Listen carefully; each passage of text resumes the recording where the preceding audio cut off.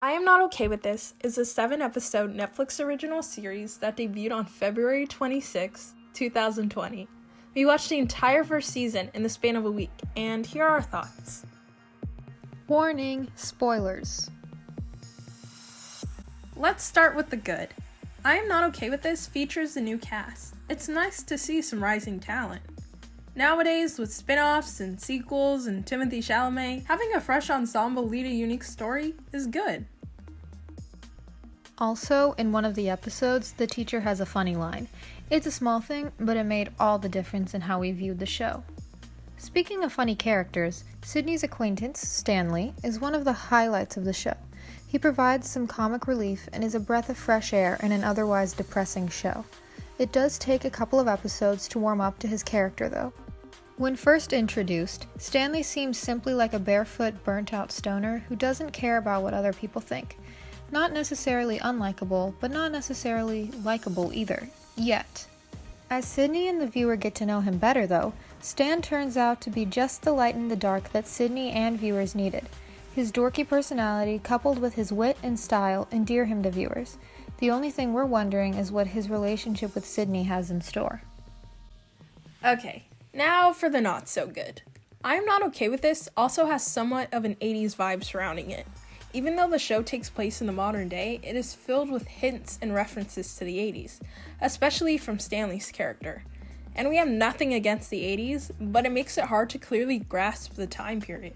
They try to make the show 80s without actually being 80s, so it just feels old.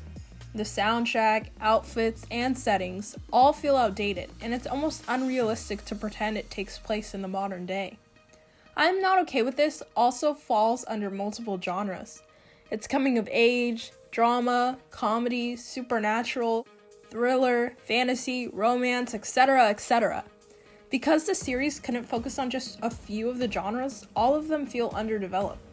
The show will switch from dark and somewhat depressing as we watch Sydney deal with teenage struggles, but then suddenly turn humorous. It's tough to know how to feel about the show while watching. What makes it even tougher is the main character. Sydney. From the trailer, we gather that she's just a normal teenage girl with nothing special about her, except that she's angry with powers and a pretty best friend. As the show progresses, we see her anger management problems and the serious effects it has on others.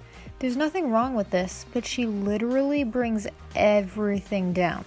When Dina tells her about Brad, yeah, we're not psyched either, but she's her best friend. If Dina's happy, Sid should be happy for her.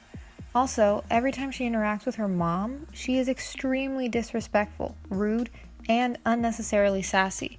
Her mom isn't the best either, but she's grieving too, and Sid certainly is not helping. Even with her own brother, Sid kills his beloved pet hedgehog. When Stan and her go to the homecoming game, all she does at the beginning is complain and mock Stan for even going to this type of thing. Speaking of her relationship with Stan, she treats him terribly. At first, she wants nothing to do with him. Then she asks him for a favor when there's absolutely no reason for him to help her. Then they sleep together, and she drops him like a hot potato after kissing Dina.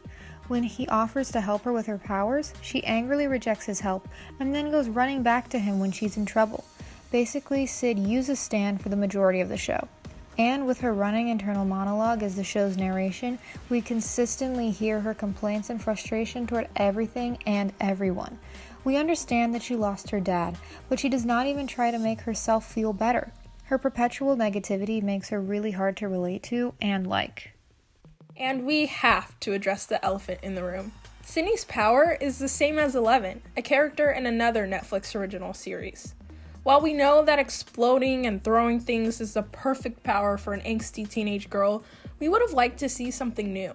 For example, having the power to control the weather would have worked just as well, if not better. The weather would still connect with her mood swings, and no one would suspect her because no one would think that she can control the weather, or even believe that she has the powers in the first place.